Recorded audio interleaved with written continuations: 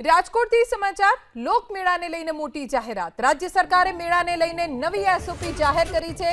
Ride માટે હવે RCC foundation ફરજિયાત નથી। જરૂર ન હોય તો આરસીસી ફાઉન્ડેશનનો આગ્રહ નહીં રખાય।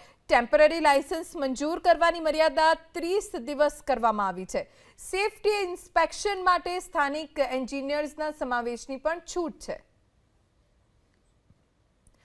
રાજકોટના લોકમેળાની સૌરાષ્ટ્રભરમાં રાહ જોવાઈ રહી છે, ત્યારે લોકમેળાને લઈને જ્યારથી લોકમેળાના આયોજનની તૈયારી થઈ છે ત્યારથી સતત સવાલો ઊભા થઈ રહ્યા છે।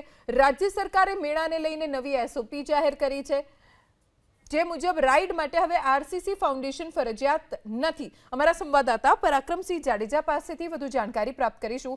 પરાક્રમ, સરકાર તરફથી જે એસઓપી જાહેર કરવામાં આવી છે, કોના પક્ષને ધ્યાનમાં રાખીને કોને કેટલો ફાયદો થયો છે?